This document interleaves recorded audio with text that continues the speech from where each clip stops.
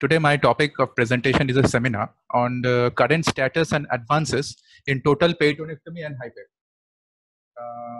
I'm Dr. Mainak Chakraborty. I'm first year resident in surgical oncology in IMS BHU. And the moderator of the topic is Professor Dr. Tarun Kumar, who is associate professor in the surgical oncology department, IMS BHU.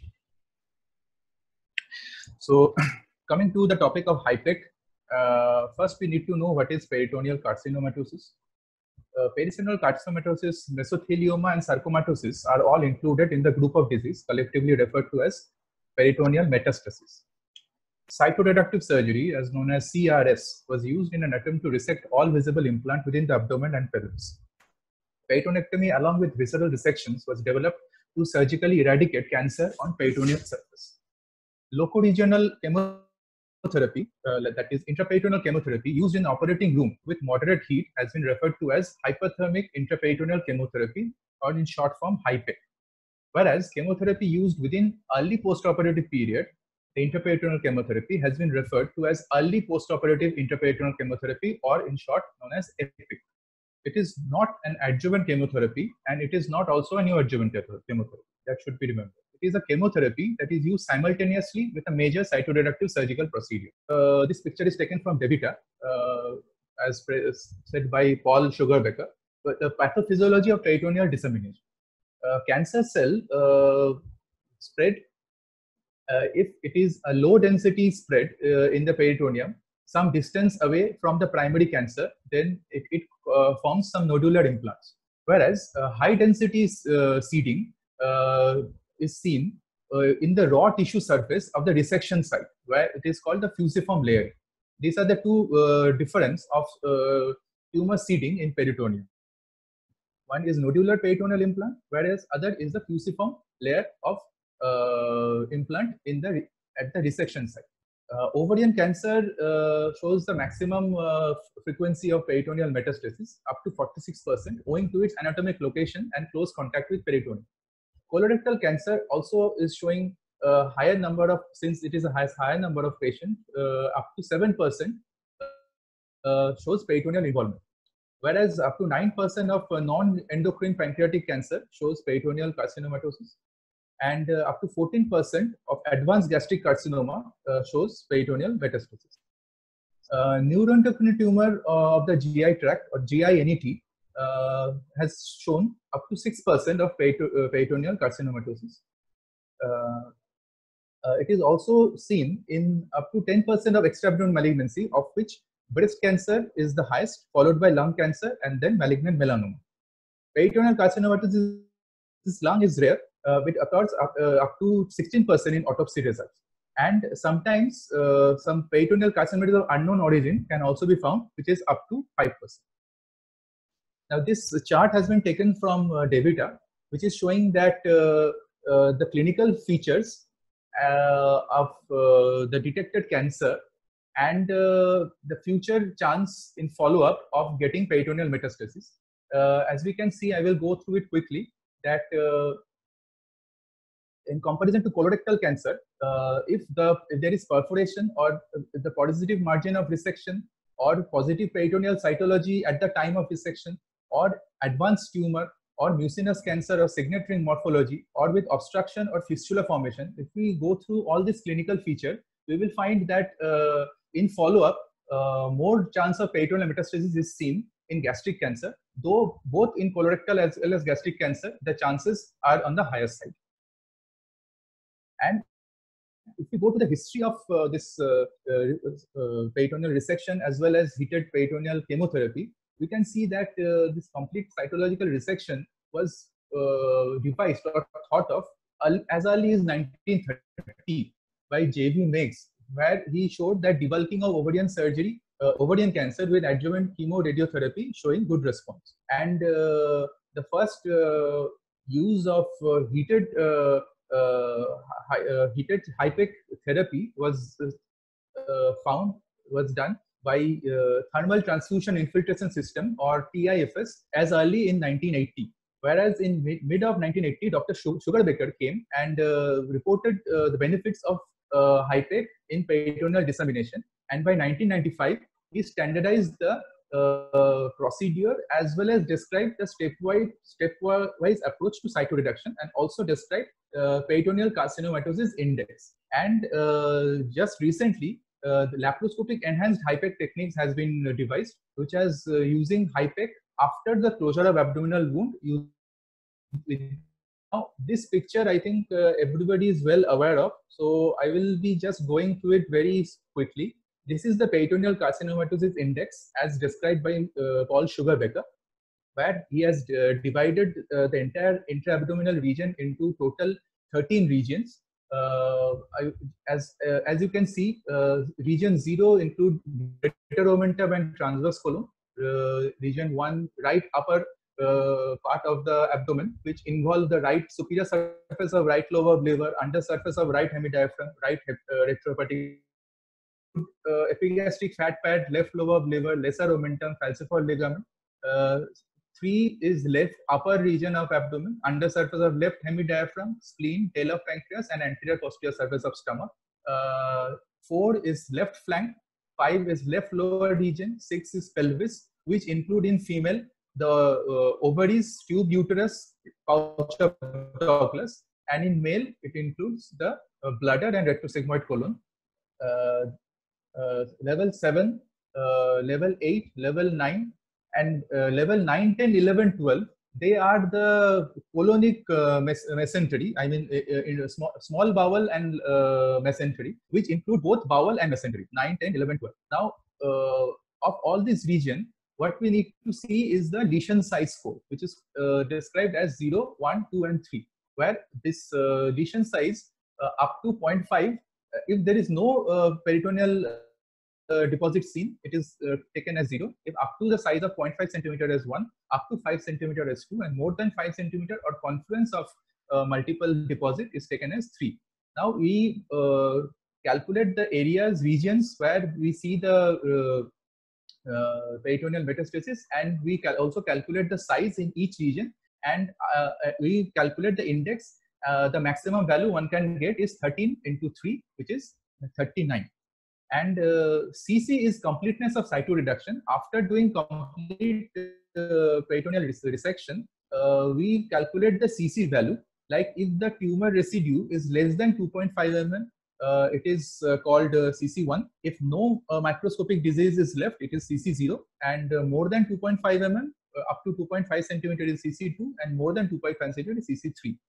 Point to be noted is CC0 and CC1 are only significant for future HIPEC. Anything more than CC1, HIPEC is not going to work. So this is the same thing that I just told. One can go through the slides later on. So now I am going to discuss about the role of imaging in diagnosing preoperative this peritoneal carcinomatosis. Like CT scan is being found to be the most effective in diagnosing peritoneal carcinomatosis. However, non-mutic layering of peritoneal carcinomatosis will have less likelihood of achieving complete cytoreduction. And CT with maximal IV and oral contrast can identify 15, has been proposed by Sugar-Becker in 2017 in a paper where he proposed 15 characteristics, CT characteristics. Yes, Maynard. Yes. So these are the 15 CT characteristics which are suggesting which in high chance of incomplete cytoreduction, of which the features of small include small bowel mesentery. Features are there of retroperitoneum. Some features are in the pelvic images. Some features are associated with gastrohepatic and gastroduodenal ligament, and some features associated with ascites. I'm not going to the details, but if one goes to the through the paper, one will be able to identify what are the features that are by CT scan. One can predict the high chance of incomplete cytoreduction. So if we compare images, radiology for peritoneal carcinomatosis, one can find that the sensitivity and specificity are higher with MRI and PET, but they have inter-observer variability with like MRI has it is expensive and it has some motion artifact which can lead to some error. whereas PET-CT is quite expensive and also have motion artifact. However, CT scan has been found if we use to target to identify peritoneal carcinomatosis. So CT scan has been found to be the most cost effective. However, we should be knowing that to identify peritoneal carcinomatosis, the best modality is diagnostic laparoscopy or intraoperative identification. Now coming to complete cytoreduction or CRC, standardized cytoreduction involves visceral resection and peritonectomy procedure in an attempt to leave the abdomen visibly free of peritoneal mets. That's the funda. Like we should be removing all visible peritoneal mets by dissecting out the entire peritoneum, and this is a specimen of complete cytoreduction, from which we can see that coming from the right subdiaphragmatic peritoneum to greater omentum with epigastric fat, left subdiaphragmatic spleen, left parietal peritoneum, pelvic peritoneum including upper rectum and sigmoid colon, and terminal ileum and cecum, all has been removed in a complete peritoneal dissection. So what are the parts of peritoneal dissection?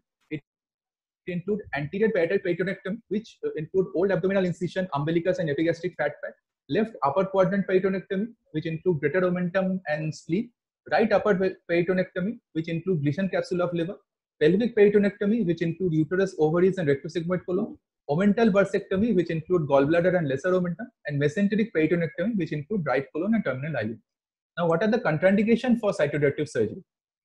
Absolute contraindication is massive involvement of rectoperitoneum, invasion of mesenteric pedicle, massive small bowel involvement, which will lead to short bowel syndrome, unresectable or extra-abdominal metastasis, incurable secondary malignancy, and Karnofsky, poor Karnofsky index. Whereas relative contraindication are high BMI, cardiac, hepatic, renal contraindication, fluoride infection, and acute IBS.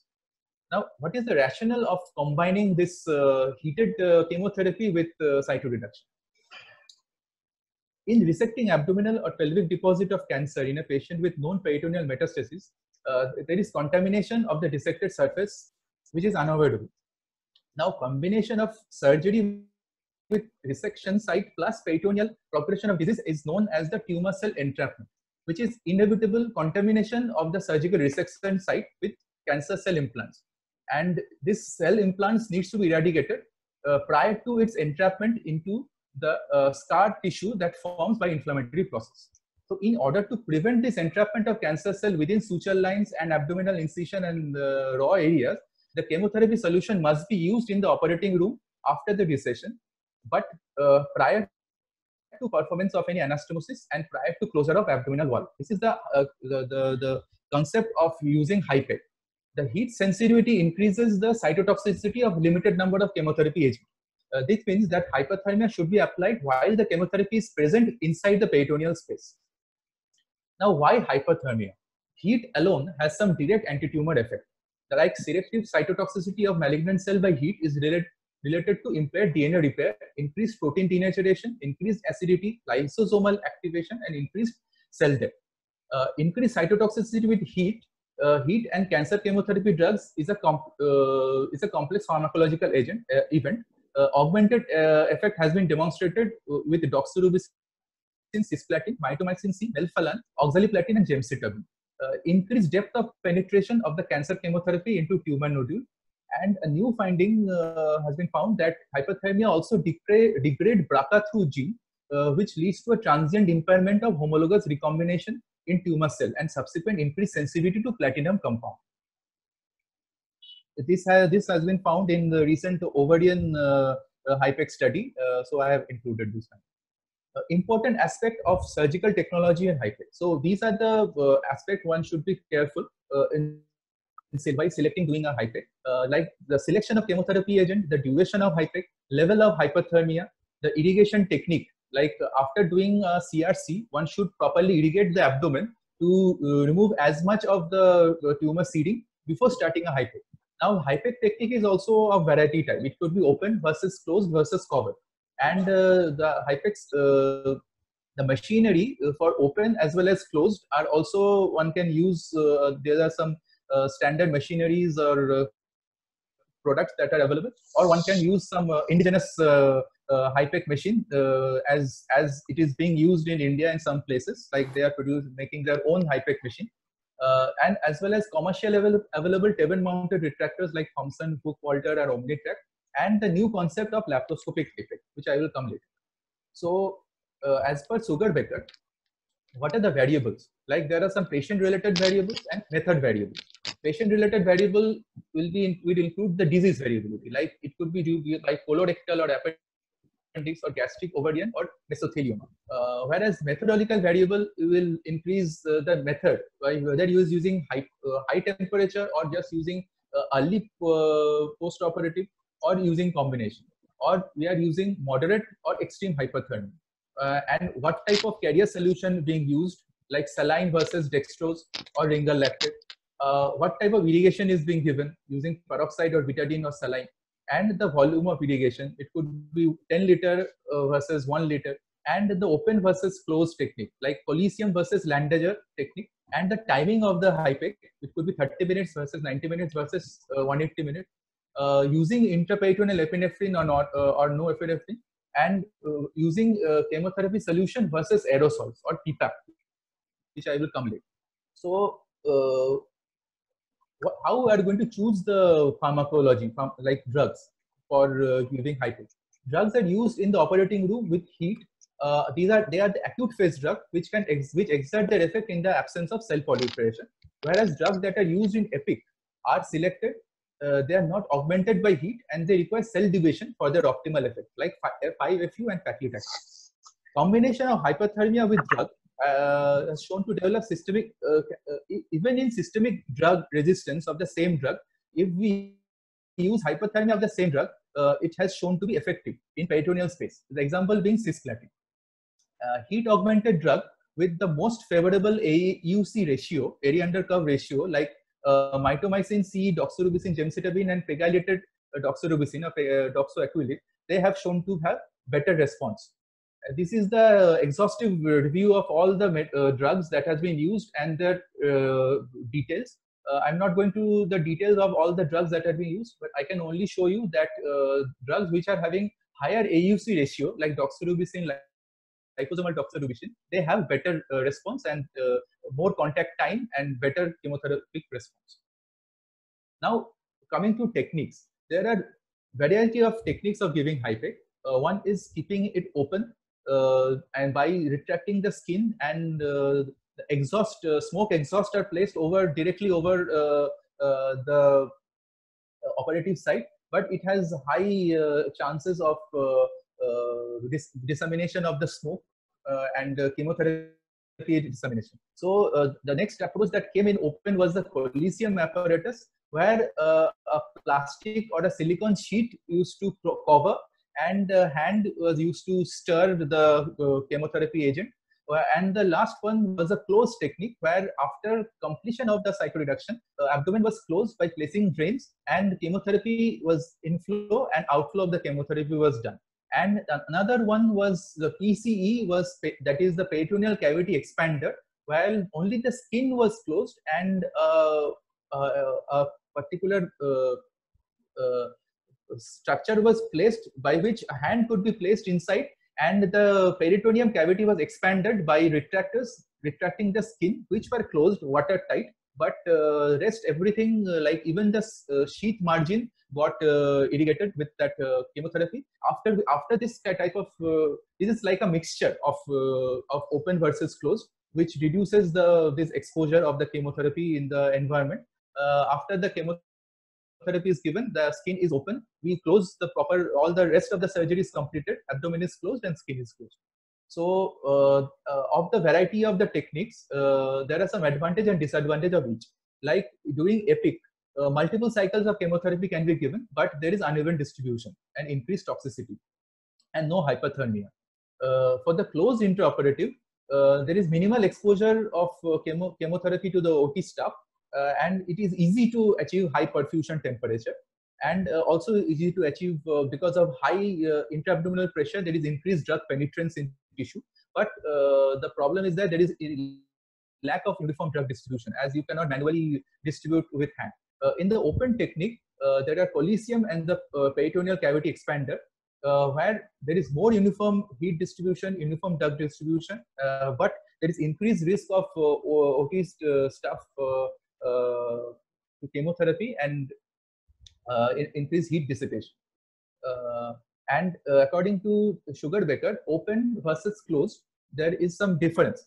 Like efficiency in open allows continuous cytoreduction of bowel and mesenteric surface, but in closed, during chemotherapy, no further surgery is possible. Like as is quite obvious. Like open, you can if after the cytoreduction or during after cytoreduction can be continued. If anything is left behind or surgical process can be continued. Open, there is no increased intra-abdominal pressure, while in closed there is increased intra-abdominal pressure. Abdominal incision and suture line are treated prior to performing the suturing in open, whereas risk of recurrence is high in suture line and abdominal incision in closed technique. And perforation, like after the chemotherapy, from the immersed bowel loop, if there is some intestinal perforation, that can be detected immediately in open technique, which cannot be detected in closed technique. And hypothermia, more heat is required to maintain that particular level of temperature heat in open technique, whereas less heat is required. So it is like the cost is reduced. The recent advances that has come is the use of laparoscopy. Now, why use of laparoscopy in peritoneal metastasis? Now, they are saying more patients with peritoneal mets are presenting in the early course. Intraperitoneal chemotherapy now has been proactively applicated. What is proactive application? I will come to recent papers that are being done where people are suspecting the higher risk of peritoneal mets in particular cancers, and during the primary surgery, they are proactively giving chemotherapy intraperitoneal so that the chance of future peritoneal mets is reduced. So this patient may benefit by application of laparoscopic HIPEC at the time of initial laparoscopic surgery, like in case of ovary, in case of colon, in case of other stomach, where as we know that there is no significant oncological difference in doing open versus closed technique at present. So people are trying laparoscopic oncosurgery for all this tumor. And if they're in early state, while performing that laparoscopic oncosurgery, one can go for the HIPEC laparoscopic. This is called HIPEC moving up the timeline. Like initially, HIPEC was done when there was obvious peritoneal mets. Nowadays, HIPEC is done when there is higher risk of peritoneal mets. Even before the actual the candidate becomes actual peritoneal mets happens, as well as HIPEC, laparoscopic HIPEC has been used to treat debilitating malignant ascites as per Val et al. Abdominal sclerosis and induction of dense adhesion rather than direct cytotoxic effect of the intraperitoneal drug are the major factor of efficacy of the technique. So these are the picture where the laparoscopic cytoreductive surgery is being done along with HIPEC given in the same procedure. And these are some of the studies that has been done using purely laparoscopic cytoreduction and HIPEC, and they have shown good results. Now the question arises between open Coliseum technique and closed. Which one should we follow? Recent retrospective cohort study has concluded that both HIPEC technique are similar. One which are where the center that follows their own technique, there is no better than the rest. But in closed technique, there is more stable intra-abdominal temperature can be maintained. That is, they have concluded. This is a long study of 5 years, retrospective study, where they have found this analysis. And if we go to, there is another newer technique that has been come in recent advances, which is called the PPAC, which is the pressurized intraperitoneal aerosol chemotherapy. What is done in this case, some of the advanced peritoneal carcinomatosis were taken in the study from gastric, ovarian, and appendiceal origin, and a pressurized aerosol of CO2 was loaded with doxorubicin and cisplatin and was applied in abdomen for 30 minutes in the pressure of 50 millimeter mercury and normothermia temperature. So we should be knowing that this is not a hyperthermic, this is not a HIPEC procedure. This is in a normothermic but at high pressure with CO2 aerosol. Like during laparoscopy, we give CO2 and maintain the pressure of 12 millimeter. Now they are only adding chemotherapy in that same aerosol, and in that same maintained pressure, they are giving the chemotherapy inside abdomen. So what they have found is that the patient is tolerating well. There is early hospital discharge. The nuclear presence of doxorubicin was documented, and it reached a high local concentration, whereas plasma concentration was low. It does not create any significant adhesion. Its process could be repeated even up to 6 times, and the response till now has been great. But it is still under study. More randomized study is required to confirm the efficacy of PPAP. This is the technique, the pictorial demonstration of how PPAC is given for 30 minutes. The pressurized chemotherapy aerosol technique is maintained. More tissue penetration is achieved. Now I will talk very little about pseudomyxoma peritoni. As we all know about this condition, I won't go to the detail. I will just pseudomyxoma peritoni is a condition characterized by mucinous ascites, which lead to abdominal distension, pain, obstruction, and anorexia. Most commonly originating in appendix or ovary, but occasionally can be also seen from mucinous colorectal tumor, as well as mucinous gastric tumor also.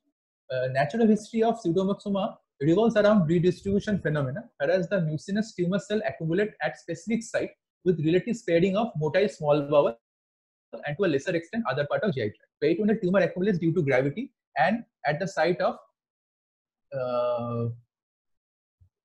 peritoneal fluid absorption like greater and lesser omentum and undersurface of diaphragm.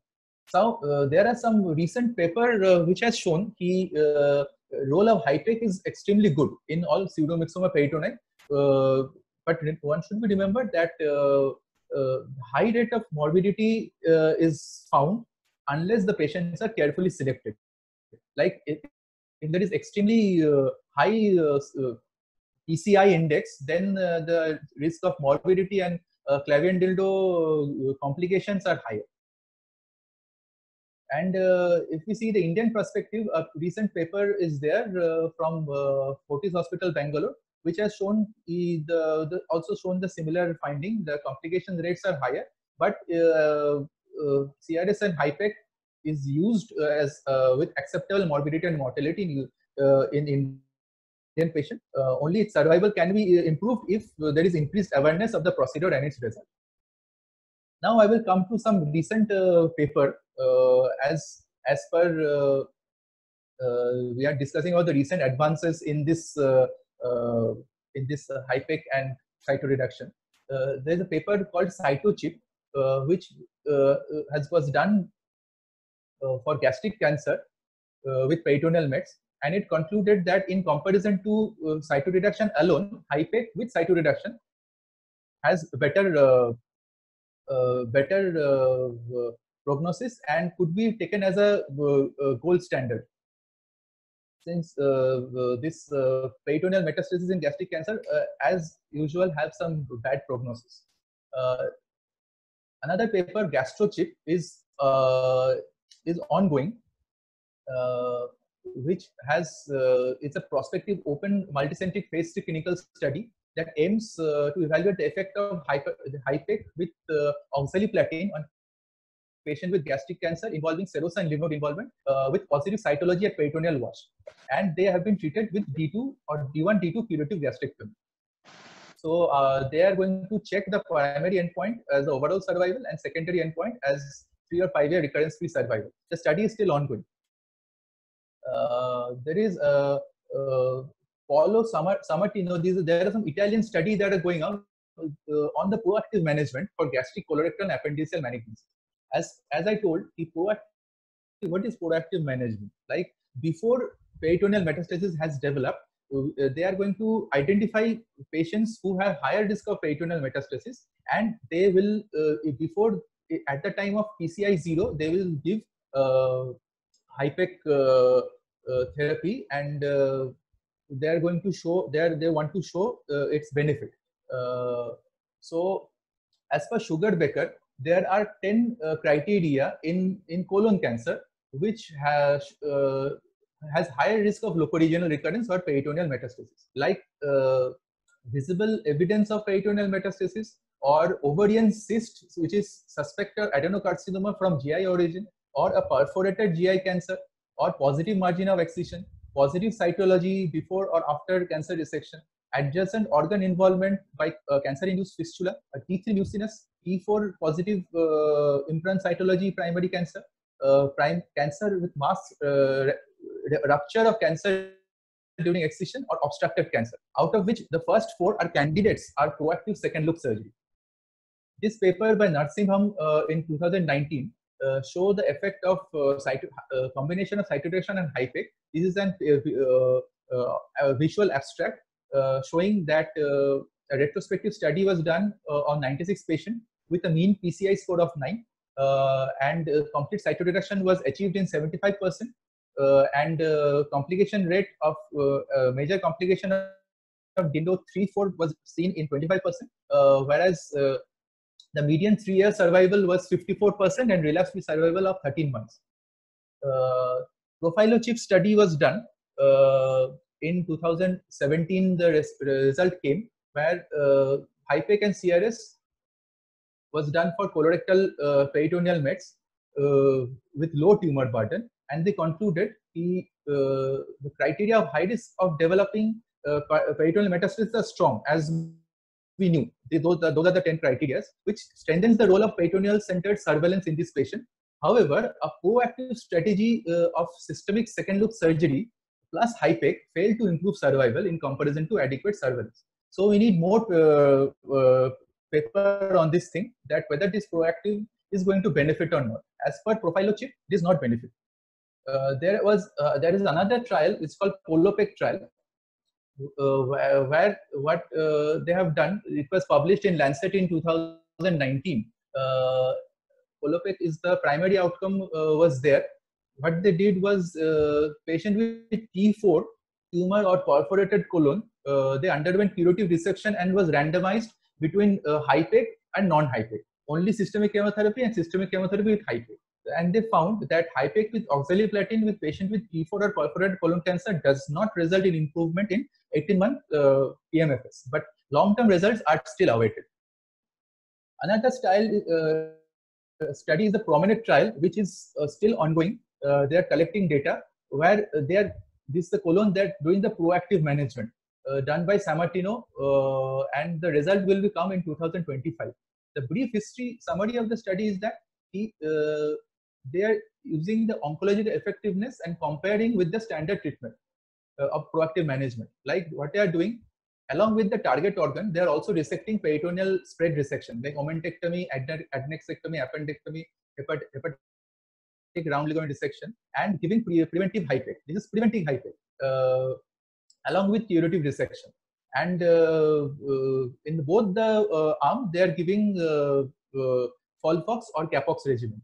And the hypothesis is that the hypothesis compared to standard treatment of proactive management following curative resection of high-risk T3, T4 colon cancer will reduce the development of future endoperitoneal metastasis. As per NCCN 2020 guideline, currently they believe that complete cytoreduction and interperitoneal chemotherapy can be considered in experience centered for colon cancer with limited peritoneal mets in which R0 resection can be achieved. But significant morbidity mortality are associated with HIPEC, so the data is still conflicting and more data are required. Now, if I go to some stomach carcinoma, as per B. Hari et al. In DMC cancer 2019, they showed that HIPEC with radical D2 gastrectomy improves survival and peritoneal recurrence rate for locally advanced gastric cancer. Udo Rudolph in the GIMSA trial, which is quite celebrated trial, what they did was with measurable metastatic gastric adenoma involving the peritoneum was divided into 2 groups. One was HIPEC with FOLFOXIRI, that was GIMS arm, and only FOLFOXIRI, that's the SA arm. And they found that in the GIMS arm, GYMS arm, the disease-free survival maximal cytoreduction surgery combined with HIPEC and systemic chemotherapy in selected patient gastric carcinomas can actually achieve prolonged survival. This is quite a well-known study in 2014.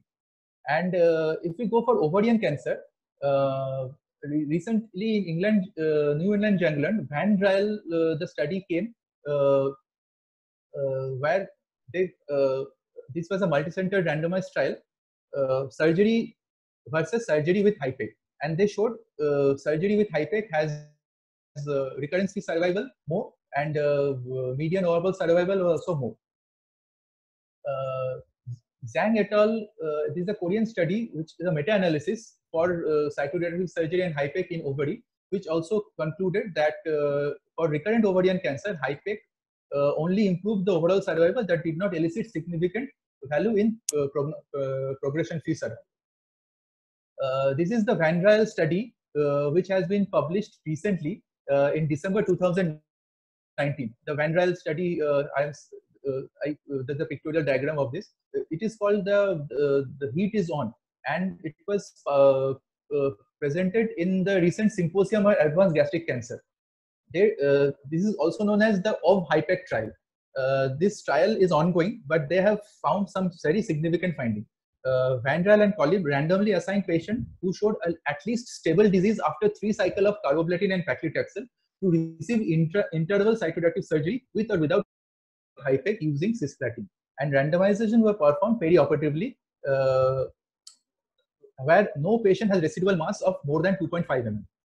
3 additional cycles of carboplatin paclitaxel was given post-op, and a total of 245 patients were randomly assessed in the 2 arms.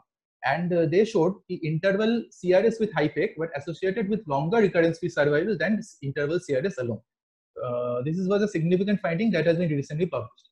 Now, some of the other findings where HIPEC and CRC can be given is sarcomatosis. Like Sugar-Baker, and they showed in case of locally advanced GIST, which were resistant to imatinib and partially responsive to sunitinib, HIPEC with cisplatin and doxorubicin was given, and patients showed better response. Now, this needs further study. This is only a single paper that was published in 2017. And a multi-institutional study for uterine sarcoma with peritoneal metastasis, they also concluded that HIPEC with CRS is a promising treatment modality in uterine sarcoma. Thank you. That was a very elaborate presentation by Menas. Except for, I just think one point he probably missed. He did not mention about the Prodigy trial, which was a French study, which probably did not show as good results in favor of HIPEC. I think it was a very good presentation. So, anybody has questions regarding this? Sir, how is hyperthermia produced in this? I did not understand. There is a machine. I mean, it's a machine through which chemotherapy is pumped at a higher temperature. So it's you can say it's chemotherapy which is at a higher temperature than normal, which is pumped into the peritoneal cavity. And sir, does using the HIPEC technique lead to decrease in the dose required of the chemotherapy than the IV chemotherapy that we give? No, it does not. No, that's not true. It's a form of local treatment in the abdomen. There's nothing systemic treatment. No, so the dose compared to the systemic chemotherapy, is the dose the same, or the dose is different? Yes, the dose remains the same. The dose remains the same for the systemic chemotherapy. Okay. Sir. Yeah, but I will just interfere. मैं Dr. Rudra बोल रहा हूँ. So, if you understand the complete principle, the HIPEC is the heated intraperitoneal chemotherapy given for the intraperitoneal disease. The systemic chemotherapy remains the same as before. What the dose that is given intraperitoneally is definitely less. So, depending on the type of chemotherapy that is being used, whether it is cisplatin, mitomycin, or oxaliplatin, or other drugs as preferred as per the primary malignancy type, the dose is different. For cisplatin, 100 milligram is used per meter square. So the dose is as per the disease. Like for colorectal, we use mitomycin. For ovary, sometimes you use oxaliplatin. So it depends on the drug as per the cancer type. Number two is that the heat is generated by the machine. So when the chemotherapy is just like a IV attachment is attached to the machine, it goes to the machine, the temperature is generated, the temperature is kept above 42 degrees centigrade, and then it goes to the inflow. The whole HIPEC procedure consists of 4 tubes inside the abdomen. Inside the abdomen. So 2 inflow and 2 outflow. So the inflow is after the heating, the inflow of the medicine goes. And 90 minutes is the time given for the fluid to circulate inside the abdomen. There are 2 methods. I think he must have covered open method and closed method. I think most of us do the semi-open method. And the primary basic requirement of having a HIPEC is the CC0. Unless you do a CC0 resection, your HIPEC is not going to work. So that is the main thing. That is why, as it is mentioned in pseudomyxoma peritonei, the PCI index is very high. Mostly they are above 18, 20 or 23, and still then we go for a CC0 which takes maybe 8 to 10 hours. Then you start with the HIPEC. So that is why in pseudomyxoma peritonei, if you see the morbidity and mortality is high, because the PCI index is high. To achieve the CC0, you take longer time. So complete hemodynamic instability happens. So that is why it is more fatal. The other point I wanted to make is, but he mixed the PIPEC part. PIPEC is, for your information, is only palliative. PIPEC is not curative, is not used in any curative intent. It is only palliative to reduce malignant ascites, to buy time in a palliative period when nothing is responding. So PIPEC is totally palliative. So that much I wanted to tell you. Thank you. So I have a question, sir. So is there any role of neoadjuvant HIPEC? There is nothing called as neoadjuvant HIPEC. What is neoadjuvant? Neoadjuvant is prior to surgery. Okay. So when you are telling neoadjuvant HIPEC, for HIPEC minimum requirement you have to do a surgery, achieve a CC0, then you give the medicine. So there is nothing called as neoadjuvant HIPEC. But I can understand your question. You were asking whether you are going to do primary HIPEC or in interval situation. So most of us, whatever we have the literature available, there is no primary HIPEC literature available. And most of them are after secondary cytoreduction in an interval setting. The patient has gone for primary surgery, has recurred, and in the interval setting only this has been used, not as a primary setting. Very few case studies are there where in primary setting the HIPEC has been used, because most of them, when you do a good R0 resection in the primary, then you may not need a HIPEC. You straight go away to the adjuvant chemo. So that is why in primary situation, HIPEC has not been used much. Sasmita Panda, role of HIPEC in primary cytoreduction in carcinoma of the ovary.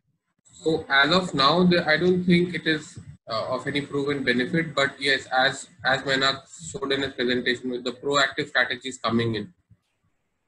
But maybe I mean, in near future we'll start seeing that too. But as of now, there is no role in primary cytoreduction when the tumor is completely.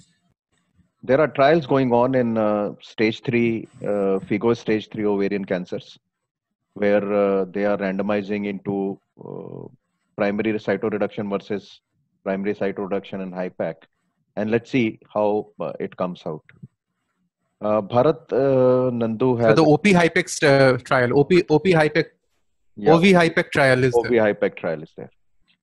So Bharat Nandu has a very interesting question. Do we do appendectomy in all cases of HIPEC plus CRS and CO ovary? Rudra, do you? the most easy to remove is the appendix, and mostly it gets adhered to the ovary. So in all cases, we do appendicectomy routinely. And I think we do minimum 2 or 3 even intestinal resections. So there is no point in fearing for appendicectomy. Definitely, it is part of that. But Okay. one important point I will share you, if you, practical point, is that whenever you do intestinal resection in HIPEC, do the resection with a stapler, and ends are closed, then put the patient on the chemotherapy part, intraperitoneal, and do the anastomosis later.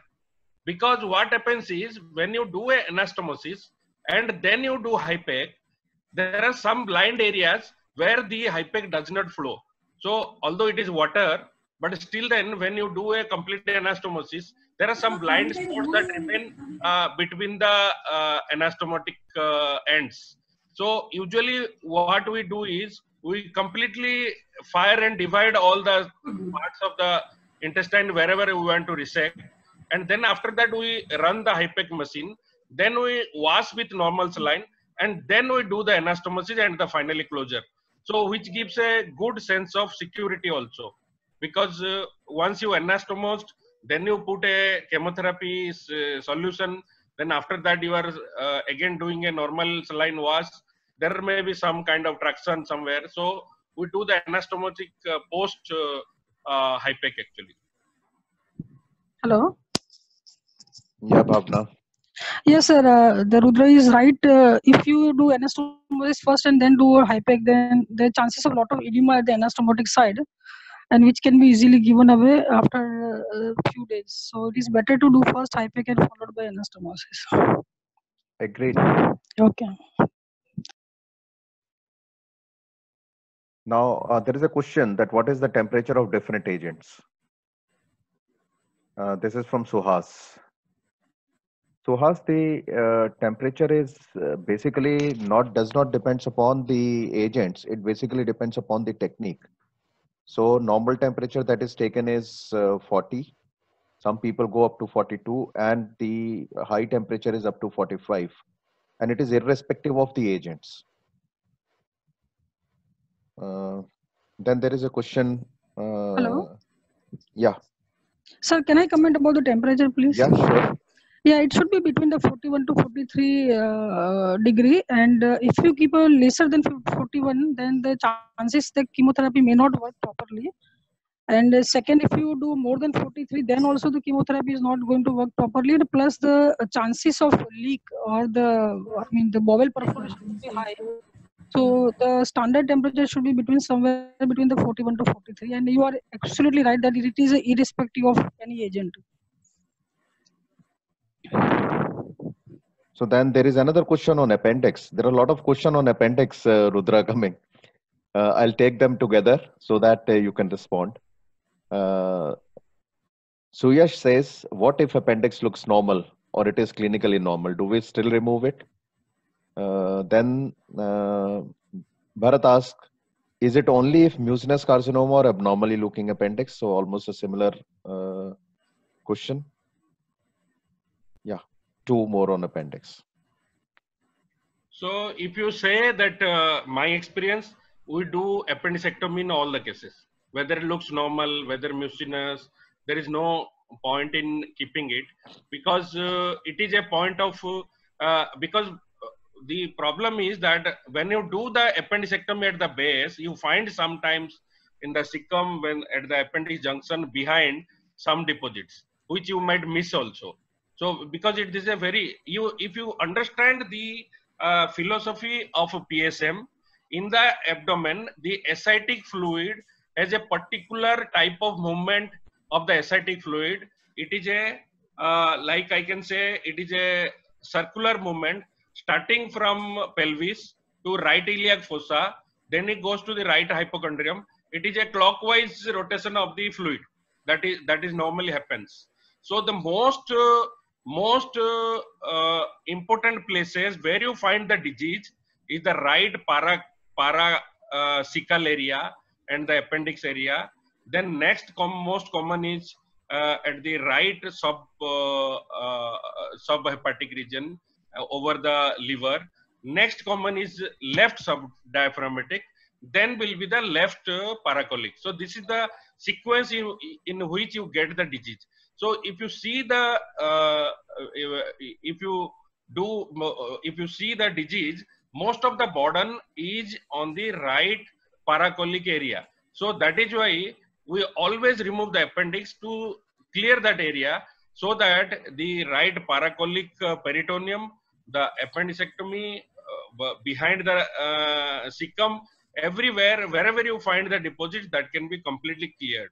Unless you do that clearance, we are not satisfied, because you see the peritonectomy is completely quadrant wise divided and fixed, that you should do quadrant wise peritonectomy in these quadrants, so that you achieve the best. So unless you do that completely quadrantectomy, you will not be achieving R0. So what I find is, when you do a appendicectomy, sometimes you find hidden disease behind. So that is why we do always, and we do a complete clearance definitely. Hello. Yeah, Bhavna. Sir, in case of a low-grade appendicular mucinous malignancy, sometimes that is an occult lesion into the appendix, and that sometimes may be seen as a normally looking appendix. So all normal or abnormal looking appendix, I mean, it should be removed in all the cases of cytoreductive. Yes.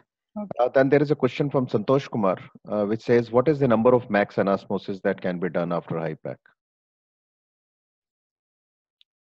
I don't think there is a limit to number of anastomosis, Rudra. No, you can go up to any extent, but your anastomosis should be perfect, and you should be a confident surgeon to do a good anastomosis post HIPEC, because I have done up to maybe 4. Anterior resection is quite common because of the peritoneal disease due to ovary. The Douglas pouch peritoneum always has disease. So anterior resection of the, I think anterior resection we must have done in hundreds for CA ovary, but for HIPEC, I think almost in every second or third case we do anterior resection. And small intestinal anastomosis, definitely you have to select the places wherever you can get away. If you have a RB cautery, there are so many things that can be used to avoid a even the mesenteric part can be leaflet wise you separate, and you can take, just takes little time rather than to do anastomosis. Try to avoid as much anastomosis less that can be done, but there is no limit actually. Okay. Along with it, there was a question from Susmita again, that what about anastomosis if we are planning a closed technique? So I think the answer has already come, that if you are doing a closed technique, you have to be very careful with your anastomosis, because sometimes you can have a post-operative post-HIPEC edema, and you can have a higher chances of leak. And that is why some of the surgeons prefer open technique rather than a closed technique for anastomosis.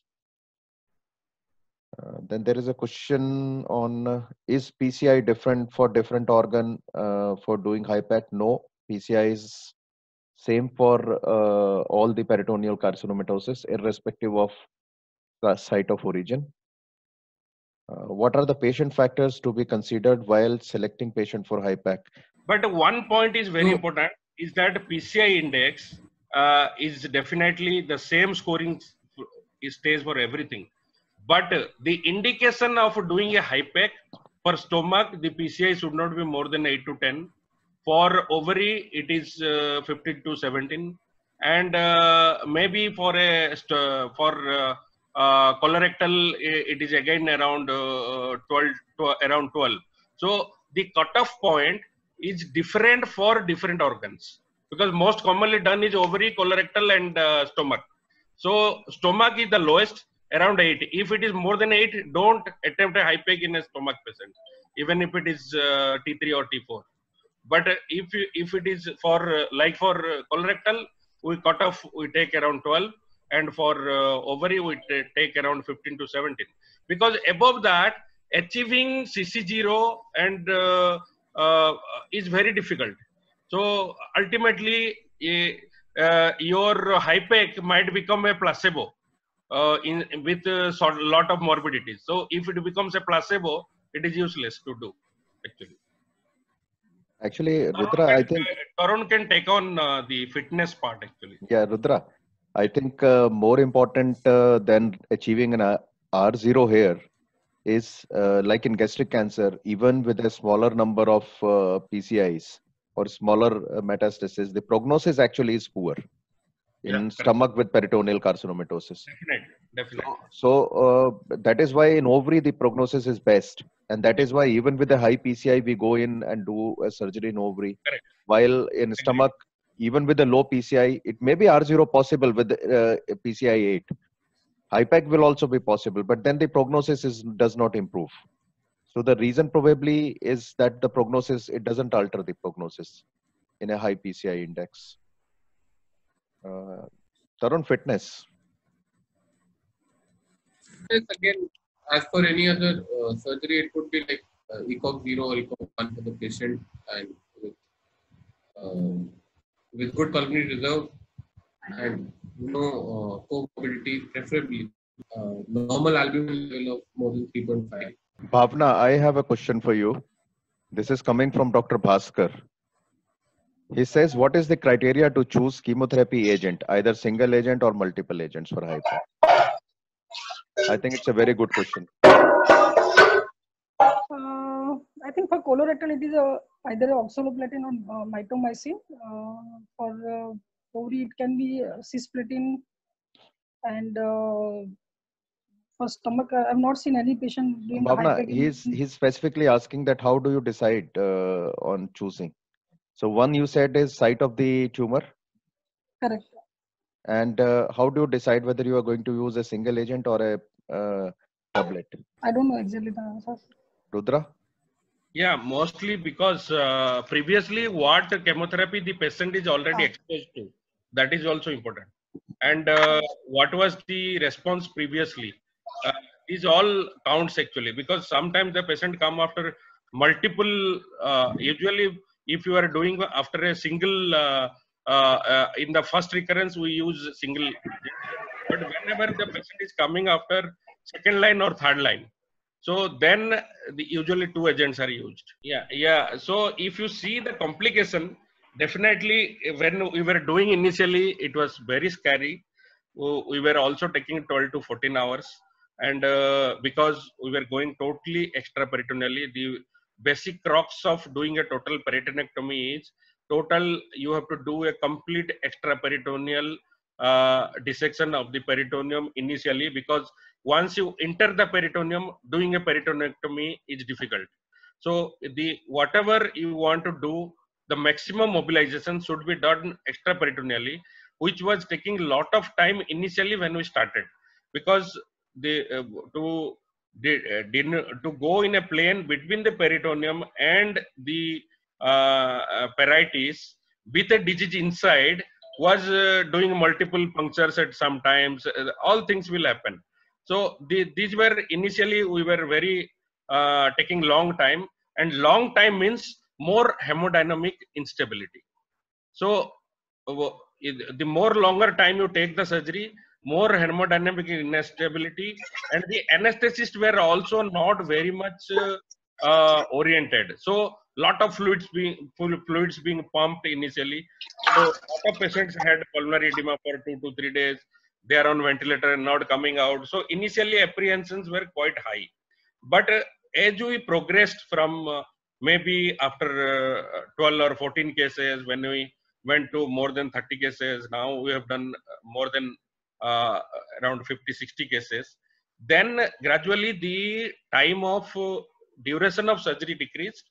Number two, we were very fast in doing the peritonectomies and deciding the decision to do whether you are going to resect or not resect. and all these things counts actually. On table you have to be very fast.